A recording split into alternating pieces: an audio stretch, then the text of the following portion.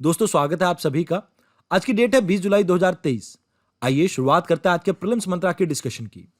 इस आर्टिकल में हम बात करेंगे मैरिटल रेप्स के बारे में। सबसे पहले आपको यह पता होना चाहिए कि मैरिटल रेप होता क्या है। देखिए, जब एक हस्बैंड के द्वारा फोर्सफुली अपनी वाइफ को सेक्स के लिए मजबूर किया जाए, इसे कहा जाता है मैरिटल रेप। अब यहां सुप्रीम कोर्ट के पास एक केस आया है जिसमें यह कहा जा रहा है कि हम डिसाइड करेंगे कि क्या क्रिमिनलाइज करना चाहिए मैरिटल रेप को कि नहीं। अभी तक भारत में सिर्फ और सिर्फ सिविल रेमेडीज अवेलेबल है मैरिटल रेप्स के लिए, जो कि डोमेस्टिक वायलेंस एक्ट 2005 के तहत दी जाती है। अब यहां कुछ चीजें आपको इंफॉर्मेशन पता होनी चाहिए मेंस के पर्सपेक्टिव से भी। सबसे पहली इंफॉर्मेशन ये है कि मान लीजिए अगर भारत में 100 महिलाएं जो कि मैरिड हैं, इनमें से 20 के साथ कभी ना कभी ऐसी फोर्सफुली सेक्स की घटनाएं होती हैं। साथ के साथ 33% महिलाएं ऐसी भी हैं जिन्हें सेक्स के दौरान मारा और पीटा भी जाता है। इसके पीछे मुख्य कारण पेट्रियार्कल सोसाइटी है हमारी, जहां पर महिलाओं के ऊपर यानी पत्नी के ऊपर पति का अधिकार माना जाता है। अब यहां आपको आईपीसी सेक्शन 375 के बारे में भी पता होना चाहिए, जो डील करता है रेप से। यहां पर एक एक्सेप्शन आता है जिसमें यह कहा जाता है कि जो सेक्सुअल इंटरकोर्स एक हस्बैंड अपनी वाइफ के साथ बनाता है, यह कभी भी रेप नहीं कहलाएगा, चाहे यह फोर्सफुली ही हो। पहले यहां पर महिलाओं की जो एज थी वो 15 थी, जो 2017 में सुप्रीम कोर्ट ने बढ़ाकर 18 कर दी है। इसके साथ साथ आपको आईपीसी सेक्शन 376 के बारे में भी पता होना चाहिए। इस सेक्शन में यह कहा जाता है कि अगर किसी पुरुष के ऊपर रेप के चार्जेस लगे हैं और वो महिला उसकी वाइफ है, तो उस केस में कोई भी पनिशमेंट नहीं दी जाएगी। अब यहां आपको सेक्शन 375 के दो एक्सेप्शन भी पता होने चाहिए। पहला तो मैं आपको बता ही चुका हूं, मैरिटल रेप। दूसरी एक्सेप्शन यह है कि अगर कोई मेडिकल प्रोसीजर है या कोई मेडिकल इंटरवेंशन है, उस समय अगर वजाइनल एरिया में हाथ लगाया जाता है या टच किया जाता है, तो वो भी रेप की घटना नहीं मानी जाएगी। जैसे आईवीएफ के बारे में आपने सुना होगा, या कई बार डॉक्टर को ऑपरेट करना पड़ता है ओवरी को, तो उस समय भी ये रेप की घटना में काउंट नहीं होगा। अभी हाल फिलहाल में जेएस वर्मा कमेटी की रिकमेंडेशन के बेसिस पे कर्नाटका हाईकोर्ट का एक डिसीजन आया था, जिसमें यह कहा गया था कि अगर कोई हस्बैंड फोर्सफुली अपनी वाइफ को सेक्स के लिए मजबूर करता है, तो उसके ऊपर ये रेप चार्जेस डेफिनेटली लग सकते हैं। साथ के साथ आपको दिल्ली हाई कोर्ट के भी एक वर्डिक्ट को याद रखना है, जिसमें जस्टिस राजीव जी ने यह कहा था कि भाई ये जो सेक्शन 375 है ये अनकॉन्स्टिट्यूशनल है। अनकॉन्स्टिट्यूशनल क्यों है? क्योंकि आर्टिकल 21 आपको आपकी बॉडी के ऊपर टोटल ऑटोनॉमी देती है, और यहां पर यह सेक्शन इसको वायलेट करता है। इस वजह से ये अनकॉन्स्टिट्यूशनल है। तो आपको ये दो डिसीजन याद रखने।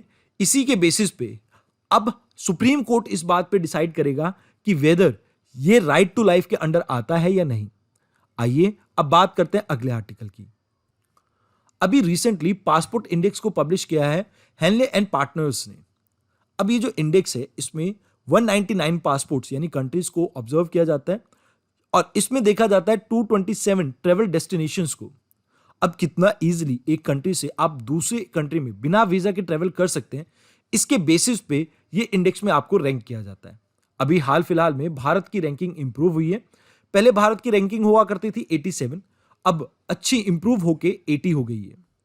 इस रैंकिंग में नंबर 1 पे आया है आपका सिंगापुर, जिसने अभी हाल फिलहाल में जापान को रिप्लेस किया।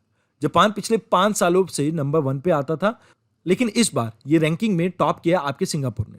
सेकंड नंबर पे जर्मनी, इटली, स्पेन आता है। थर्ड नंबर पे जापान, ऑस्ट्रिया और फिनलैंड जैसे कई देश और आते हैं। इसके अलावा बॉटम में रहता है आपका अफगानिस्तान, नॉर्थ कोरिया, तुर्कमेनिस्तान। एक इंपॉर्टेंट इंफॉर्मेशन जो आपको याद रखनी है, 2014 से पहले हमारा जो रैंक हुआ करता था वो 76 हुआ करता था। उस समय हम 52 कंट्रीज में बिना वीजा के घूम फिर सकते थे। मतलब इंडिया का पासपोर्ट उस टाइम ज्यादा स्ट्रांग हुआ करता था। बाद में 2015 में भारत का रैंक 88 हो गया था, और उस समय हम 51 कंट्रीज में ट्रेवल कर सकते थे बिना वीजा के। 2016 में हमारा रैंक 87 था, 2018 में 81, 2019 में 82। उसके बाद एक बार फिर से हम 87 पे पहुंचे थे, और अब भारत की रैंकिंग इंप्रूव हुई है, अब हम 80 पे हैं। तो इस आर्टिकल में आपको इतना ही जानना था। आइए अब बात करते हैं अगले आर्टिकल की। इस आर्टिकल में हम बात करेंगे ब्रिक्स समिट के बारे में। देखिए, अभी हाल फिलहाल में साउथ अफ्रीका में आपकी समिट होनी थी। वहां पर पुतिन जी को भी इनवाइट किया गया था, बट पुतिन जी ने अभी ट्रेवल करने से मना कर दिया है। रीजन बीइंग, जो आपका साउथ अफ्रीका है ये इंटरनेशनल क्रिमिनल कोर्ट का एक मेंबर है। अब ये जो आपका आईसीसी है, इसने पुतिन के अगेंस्ट एक वारंट इशू कर रखा है बिकॉज ऑफ यूक्रेन वॉर। अब अगर पुतिन जी साउथ अफ्रीका जाते हैं तो यहां पर साउथ अफ्रीका को मजबूरन उन्हें अरेस्ट करना होगा, जिस वजह से पुतिन जी अभी साउथ अफ्रीका में ट्रेवल नहीं कर रहे हैं। अब इंटरनेशनल क्रिमिनल कोर्ट के बारे में भी जान लेते हैं। इसका हेडक्वार्टर हेग नीदरलैंड में है। ये आपका गवर्न किया जाता है रोम स्टैट्यूट्स के द्वारा, जो कि आपकी एक इंटरनेशनल ट्रीटी है। इसका फंक्शन ये है कि कोई भी इंडिविजुअल जिसके ऊपर ग्रेव क्रिमिनल चार्जेस हो, जैसे जिनोसाइड का, वॉर क्राइम का, क्राइम ऑफ अग्रेशन का, क्राइम अगेंस्ट ह्यूमैनिटी का, उन सभी के ऊपर ये क्रिमिनल प्रोसीडिंग को ट्रायल करता है। इसका एम ये है कि जो भी पर्सन इस तरह की घटनाओं के लिए रिस्पॉन्सिबल हो उसको सजा मिले, ताकि भविष्य में ऐसे क्राइम होने से रोक सकें। भारत वैसे इस आईसीसी यानी इंटरनेशनल क्रिमिनल कोर्ट का मेंबर नहीं है। आइए अब थोड़ा बहुत ब्रिक्स के बारे में भी जान लेते हैं। देखिए, ये जो टर्म है ब्रिक्स, इनिशियली ब्रिक के नाम से जानी जाती थी। ये टर्म दी गई थी जिम ओनील के द्वारा 2001 में, जहां पर ब्राजील, रशिया, इंडिया और चाइना आते थे। अब देखिए, ये जो 4 कंट्रीज थी उस समय फास्टेस्ट ग्रोइंग इमर्जिंग इकोनॉमीज थी। बाद में 2010 में साउथ अफ्रीका भी इसको ज्वाइन करता है। वैसे इसकी फॉर्मल मीटिंग जो थी वो शुरुआत हुई थी 2006 में।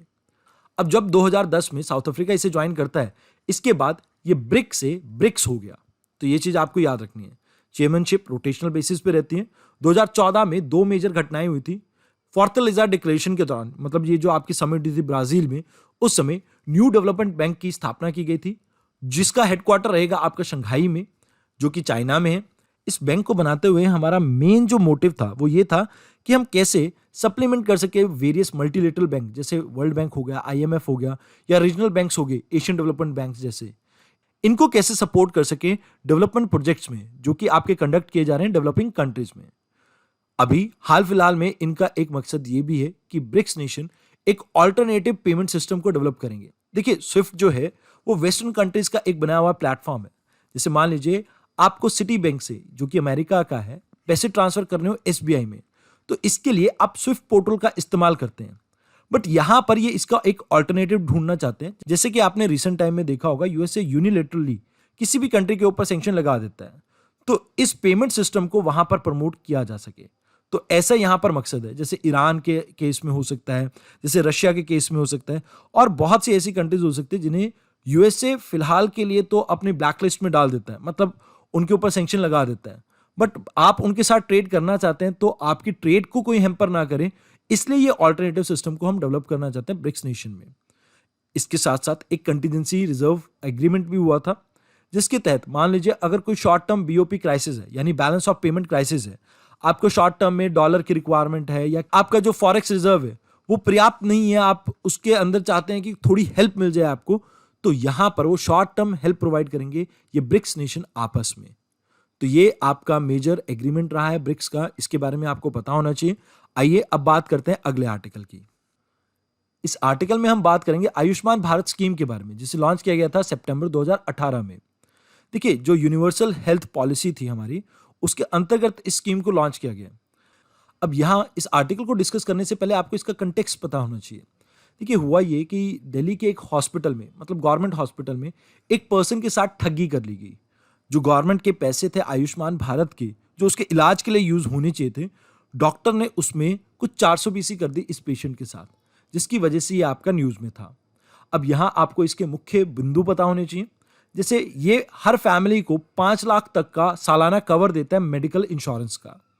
यहां पर 10 करोड़ से ज्यादा इसके बेनिफिशियरी हैं, जिन्हें सिलेक्ट किया गया है सोशो इकोनॉमिक कास्ट सेंसस के बेसिस पे। यहां पर सभी तरह की बीमारियों को कवर किया जाता है, चाहे इंश्योरेंस से वो पहले हुई हो या इंश्योरेंस लेने के बाद हुई हो। इसमें ऑलमोस्ट 1300 से ज्यादा मेडिकल पैकेजेस हैं, और यहां पर ये सभी चीजें डे 1 से कवर होती हैं। जैसे आप कोई प्राइवेट पॉलिसी लेते हैं मेडिकल की, तो उसमें 1 या 2 साल बाद ये चीजें कवर होती है, बट यहां पर ऐसा नहीं है। और यहां पर एक बात ये भी कही जाती है कि फैमिली के साइज के ऊपर भी रोक टोक नहीं है। इसके अलावा हॉस्पिटल में लोगों की हेल्प के लिए आरोग्य मित्र रहेगा, जो कि इम्पैनल्ड हॉस्पिटल्स में लोगों को सपोर्ट प्रोवाइड करेगा। अब ये इम्पैनल्ड हॉस्पिटल क्या है? देखिए, यहां पर हम फोकस सिर्फ गवर्नमेंट हॉस्पिटल पे नहीं कर रहे हैं, प्राइवेट हॉस्पिटल्स को भी यहां पर इनरोल किया गया है, तो उन्हीं को कहा गया इम्पैनल्ड हॉस्पिटल्स। यहां बेनिफिशियरीज को एक कार्ड दिया जाता है, जिसकी वजह से हम ये कह सकते हैं कि जो ट्रांजेक्शन्स रहेंगी वो पेपरलेस और कैशलेस रहेंगी। तो इस आर्टिकल में आपको इतना ही जानना था। आइए अब बात करते हैं अगले आर्टिकल की। इस आर्टिकल में हम बात करेंगे वर्ल्ड बैंक प्रेसिडेंट की एक बयान के बारे में। देखिए, इन्होंने हाल फिलहाल में ये कहा कि भारत की जो डोमेस्टिक कंजम्पशन है ना, वो अच्छी खासी है, जिसकी वजह से भारत के ऊपर ग्लोबल स्लोडाउन का इतना इम्पैक्ट नहीं पड़ेगा। बिकॉज भारत की जो जीडीपी है वो डिपेंड करती है लोकल डिमांड के ऊपर। मतलब एक्सपोर्ट ओरिएंटेड नहीं है हमारा देश। इसकी वजह से ये जो ग्लोबल स्लोडाउन है, इसका भारत के ऊपर बहुत कम नेगेटिव इम्पैक्ट पड़ेगा। इस आर्टिकल का सार तो यही है, कंटेक्स्ट यही है। अब जान लेते हैं वर्ल्ड बैंक के बारे में भी, जिसे स्टैब्लिश किया गया था 1944 में, और इसकी एक ट्विन सिस्टर है, दैट इज आईएमएफ, यानी कि इंटरनेशनल मॉनेटरी फंड। अब जब 1944 में ये बैंक बना था, तो उस समय इसका नाम हुआ करता था international bank for reconstruction and development. बाद में इसका नाम चेंज करके वर्ल्ड बैंक रखा गया। इसके 5 डेवलपमेंट इंस्टीट्यूशन पार्टनर्स हैं, आप ये कह सकते हो इसके पार्ट हैं। International bank for reconstruction and development, जिसे कई बार आप IBRD के नाम से भी जानते हैं। इसके अलावा international development association, international financial corporation. देखिए, ये सभी डेवलपिंग कंट्रीज में आपका एक्टिव रहता है। और आपने मसाला बॉन्ड के बारे में एक यूपीएससी का क्वेश्चन देखा होगा 2016-17 के आसपास, उसमें भी इसके बारे में पूछा गया। तो आप ये याद रखना कि डेवलपिंग कंट्रीज को फंड रेज करने के लिए, मतलब उनकी जो प्राइवेट इंस्टीट्यूशन है, उनको फंड रेज करने में ये हेल्प करता है। चौथा है आपका मल्टीलेटरल गारंटी एजेंसी। अब ये तब हेल्प करता है, मान लीजिए आपने सामान अपना किसी दूसरे देश में भेजना है, आपको डर है कि कहीं आपका पैसा मर ना जाए, तो उस केस में ये गारंटी प्रोवाइड करता है। और पांचवा रहता है आपका international centre for settlement of investment dispute. अब देखिए, एक चीज यहां पर आपको याद रखनी है, इन 5 में से किसी एक का भारत मेंबर नहीं है। आपको आज के कमेंट बॉक्स में मुझे बताना है कि भारत इनमें से कौन सी ऑर्गेनाइजेशन का मेंबर नहीं है। हाल फिलहाल के लिए इसके 189 कंट्रीज मेंबर हैं। इंडिया भी आपके वर्ल्ड बैंक का मेंबर है, ये आपको पता होना चाहिए। इसकी कई रिपोर्ट पब्लिश होती है, जिसमें से मुख्य रहती है आपकी ईज ऑफ डूइंग बिजनेस, जो पिछले कुछ सालों से पब्लिश नहीं हो रही है। इसको आप अभी के लिए भूल सकते हैं, वैसे यूपीएससी ने कई बार इसके बारे में क्वेश्चन पूछा है। दूसरा रहता है आपका ह्यूमन कैपिटल इंडेक्स। तीसरी रिपोर्ट रहती है आपकी वर्ल्ड डेवलपमेंट रिपोर्ट। अब ऐसे किसी भी इंपॉर्टेंट इंस्टीट्यूशन की कभी भी रिपोर्ट आए आपको न्यूज में, तो आपको उसके बारे में पता होना चाहिए। आइए अब बात करते हैं अगले आर्टिकल की। इस आर्टिकल में हम डिस्कस करेंगे टर्की की लोकेशन, क्योंकि अभी इन्होंने $50 बिलियन की एक डील साइन की है यूएई के साथ। आइए एक बार इस एरिया को हम थोड़ा जान लेते हैं। देखिए, ये आपका ब्लैक सी है। ब्लैक सी के बारे में तो मैं आपको अक्सर बता चुका हूं। BGT RUR को आप याद रख सकते हैं। अब यहां पर B का मतलब बुल्गारिया है, G का मतलब जॉर्जिया, T का मतलब टर्की, R का मतलब रशिया, U का मतलब यूक्रेन एंड R का मतलब यहां पर रोमानिया है। अब मान लीजिए अगर आप ब्लैक सी से मूव कर रहे हैं टुवर्ड्स मेडिटेरियन सी, तो यहां पर आपके 2 इंपॉर्टेंट पासेस आते हैं। पहला है बॉस्फोरस पास, या बॉस्फोरस स्ट्रेट भी इसे कहा जाता है, और दूसरा आपका डर्डनाले स्ट्रेट। इसके बीच में यहां पर एक वाटर बॉडी है जिसे सी ऑफ मरमरा कहा जाता है। अगर आपसे पूछा जाए ब्लैक सी को एजियन सी से या मेडिटेरियन सी से कौन सी वाटर बॉडी कनेक्ट करती है, तो वो है सी ऑफ मरमरा, जो कि 2 पासेस के थ्रू इसको कनेक्ट करती है, बॉस्फोरस और डर्डनाले। यहां ऊपर ही आपको एक और स्टेट भी देखने को मिलती है, स्टेट ऑफ करेज।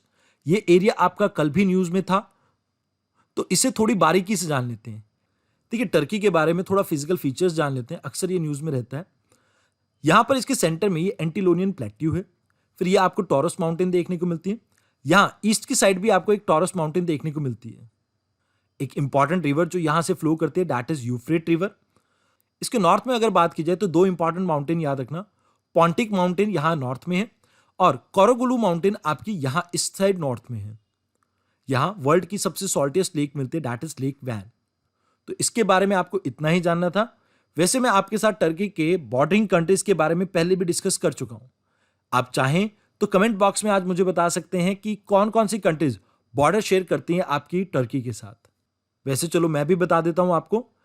यूरोप की साइड में यहां पर ग्रीस और आपका बल्गेरिया, ये 2 कंट्रीज हैं जो बॉर्डर शेयर करती है टर्की के साथ। अगर बात की जाए सेंट्रल एशिया की, तो जॉर्जिया और अर्मेनिया यहां पर बॉर्डर शेयर करते हैं, और वेस्ट एशिया में ईरान और सीरिया इसके साथ बॉर्डर शेयर करते हैं। तो यहां ये एरिया काफी न्यूज में रहता है, तो इसके मैप को आप अच्छे से रट लें, क्योंकि हो सकता है इनमें से किसी एरिया के बारे में आने वाले एग्जाम में आपको क्वेश्चन आ जाए। अगर आप हमारे हैंड रिटन नोट्स को डाउनलोड करना चाहते हैं, तो इस QR कोड को स्कैन कर लीजिए। इससे आप हमारे टेलीग्राम चैनल यूपीएससी मंच को ज्वाइन कर पाएंगे, जहां पर डेली बेसिस पे आपको ये नोट्स PDF फॉर्मेट में मिल सकते हैं। तो इस वीडियो में इतना ही था। धन्यवाद।